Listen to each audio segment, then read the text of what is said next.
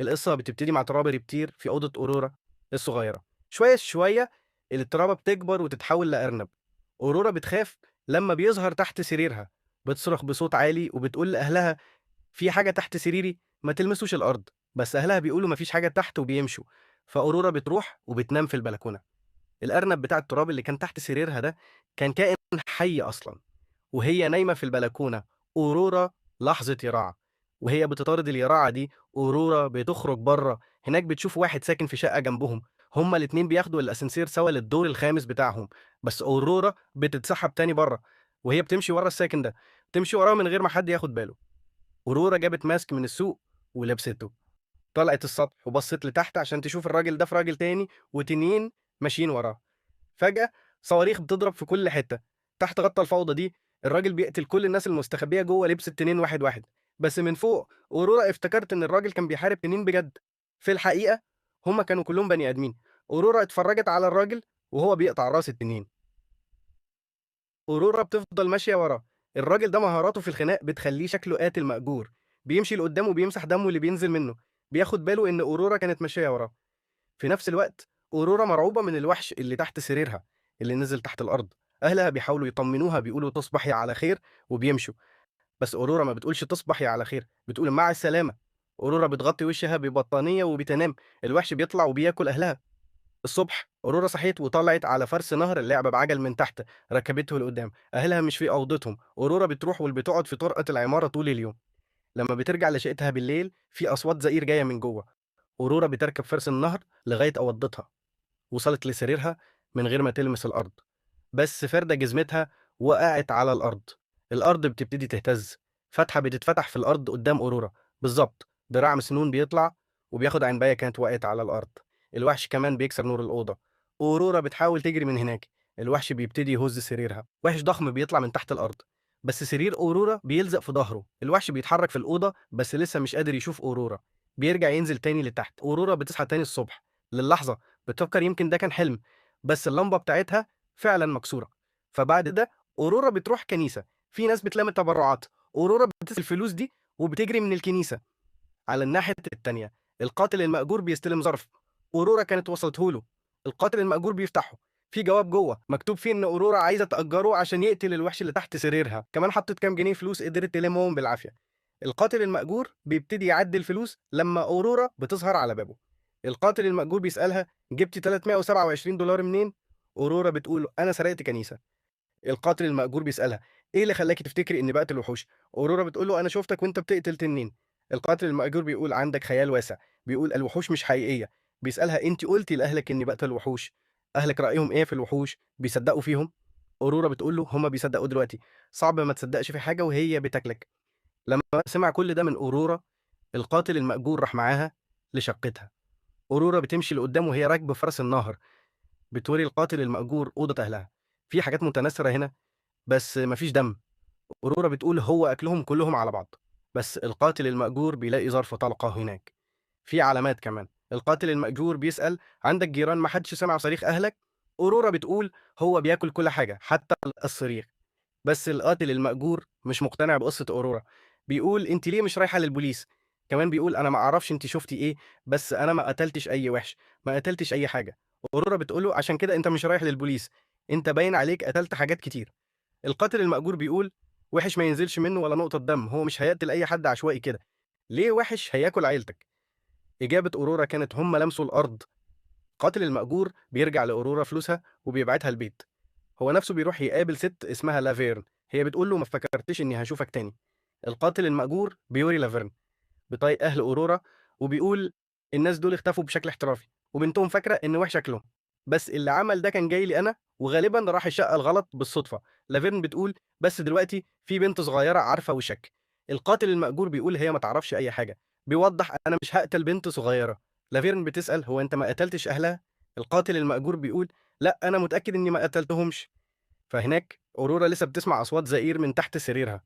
من ورا القاتل المأجور بيسمع صوت الأسانسير. بيروح لبيت أورورا وبيقولها تستخبى. هو نفسه بيعلق بين حيطتين. راجل بيجي لبيت أورورا معاه مسدس. خناقة بتطلع بينه وبين القاتل المأجور. في نفس الوقت ست كمان بتخش أوضة أورورا من الشباك، بتضرب رصاص في سرير أورورا. بس أورورا ما كانتش على السرير، هي مستخبية في الدولاب.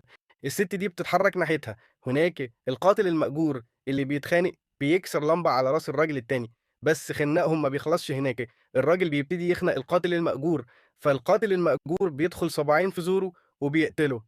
على الناحية التانية الست بتفتح الدولاب، أورورا كانت مستخبية جوه دبدوب، الست دي بتصوب مسدسها على أورورا.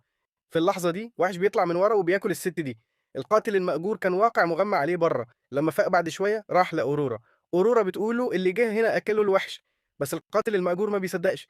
القاتل المأجور بيشيل أورورا وبياخدها للمطبخ، بيقول اللي قدر يجري هيرجع تاني. القاتل المأجور بيروح وبيبتدي يدور في أوضة أورورا، ما بيشوفش أي حاجة تحت الأرض، بياخد جثة الراجل التاني وبيعلقها فوق البانيو. في اللحظة دي أورورا بتيجي هناك، القاتل المأجور بيقول أنا لازم أقطعه حتت عشان أخلص من الجثة. أورورا بتقول له سيبه في أوضتي خليه الوحش ياكله، بس القاتل المأجور بيقفل الباب وبيقطع الجثة لحتت صغيرة، بيطلع وبيقول ممكن تساعديني نلف الحتت. فأورورا بتبتدي تساعده. القاتل المأجور بيشرح لها إن الوحش ما قتلش أهلك، هم اتقتلوا والراجل ده كمان جه عشان يقتل يا إما القاتل المأجور أو أورورا. القاتل المأجور بيقول لأورورا ما كانش في وحش في الشاينا تاون، دول كانوا رجالة عايزين يقتلوني عشان أنا قتلت وحوش، وحوش كانوا رجالة. بس أورورا لسه ثابتة على رأيها، وحش أكل أهلي، ووحش هيفضل ياكل أهلي إلا لو قتلته. في اللحظة دي في خبط على بابهم، دي كانت ست اسمها بريندا من الشؤون الاجتماعية، هم عندهم ميعاد النهاردة. القاتل المأجور بيحاول يأجل الميعاد، بس بيكتشف إن أهل أورورا كانوا أهلها بالتبني، ودي كانت العيلة التالتة بالتبني كمان. بريندا بتقول لو ما قدرتش تيجي ميعادك ده بيتسجل سجل دايم، بس القاتل المأجور لسه بيقول خلينا نأجل الميعاد. القاتل المأجور كان عارف إن بريندا مش أخصائية اجتماعية، فبريندا كمان بتقول اللي معاها ده مش أبوها بالتبني. القاتل المأجور بيسأل أورورا طب الوحش ده أكل كام عيلة من عيلتك؟ أورورا بتقول كلهم. القاتل المأجور بيقول انتوا يا أطفال ما تعرفوش إيه الحقيقي. بس أورورا بتقول له أنا تمنيت الوحش ده على نجمة سقطت زي ما تمنيت إنك تقتله. القاتل المأجور بيسأل أنت تمنيتيه ليه؟ أورورا بتقول له أنا كنت عايزاه ياكل أهلي عشان هم ما كانوش لطاف معايا قوي. القاتل المأجور بيسأل طب ليه أكل الأهل اللي بعدهم؟ أورورا كانت بتصدق أنا شريرة، الوحوش بتفضل تاكل عيلتها عشان هي ما تستاهلش عيلة. القاتل المأجور بيكشف تحت السرير تاني، أورورا بتقول هو بينام بالنهار، بيطلع في الغالب بالليل وبيحاول ياكلني. القاتل المأجور بيقول قول لي إني قتلت وحشك، بس بعد كده إيه؟ هتروحي فين؟ أورورا ما كانش عندها حد تاني، بتسأل القاتل المأجور هو أنت عندك حد هيوحشه غيابك؟ القاتل المأجور ما عندوش إجابة على ده. أورورا بتقول أنا هيوحشني غيابك لو مشيت. بعد كده القاتل المأجور بياخد شنطتين للافيرن، في واحدة منهم الراجل وفي التانية هو بيقول البنت الصغيرة. لافيرن بتقول أنا بعت اتنين ولا واحد فيهم جه عشان يقتلك، أنا بعتهم عشان يقتلوا شاهد عارف وشك وعارف أنت بتعمل إيه. لافيرن بتسأل والتانية أنت قتلتها هي كمان؟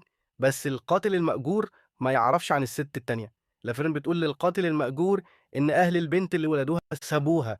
لافيرن بتقول دلوقتي محدش يعرف أنت ساكن فين. في اللحظة دي أورورا بتظهر هناك والقاتل المأجور اتكشف. أورورا بتقول أنت كنت هتسيبني، أنا شغّلتك، أنت خدت فلوسي.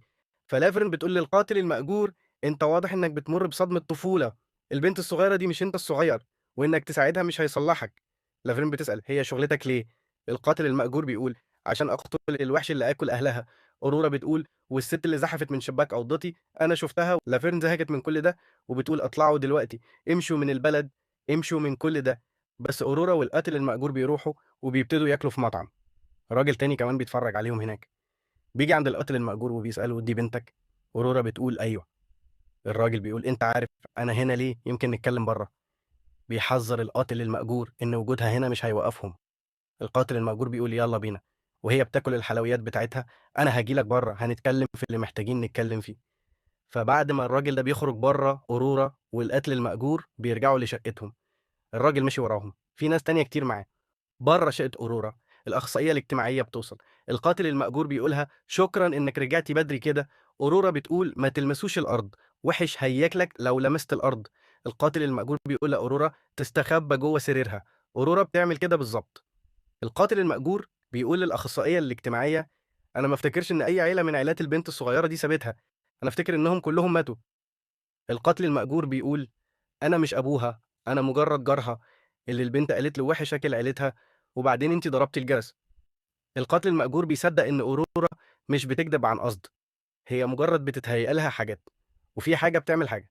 بيقول أنتِ المفروض تتصلي بحد وتقولي لهم إننا في خطر. القاتل المأجور بيورّي الأخصائيات الاجتماعية الناس اللي واقفة برّه، هم لحقونا لحد البيت، فالست دي باوتيستا بتتواصل مع شريكها، هو كمان ممكن يشوف الناس اللي واقفة برّه. القاتل المأجور بيقول أورورا شافت الناس دول بيقتلوا أهلها، ودلوقتي هي شايفة وِحِش، بس الناس دول هم الوِحِش. في اللحظة دي جرس الشقة بيرن، القاتل المأجور بيشوف مين برّه وبيفتح الباب. لافيرن بتقول أنت لسه هنا ليه؟ في نص دستة ناس واقفين تحت هدفهم يحولوك لجثة. القاتل المأجور بيقول أنا عندي FBI جوه وهم بيطلبوا تعزيزات، أنا مجرد الجار المهتم، ده مثالي. بس لافيرن ما تفتكرش إن الهوية دي مثالية للدرجة دي، بتشرح له أنت مش هتقدر تنقذ البنت دي، هي شافت وشوشنا إحنا الاتنين، لازم تموت. بس القاتل المأجور ما بيسمعش كلام لافيرن.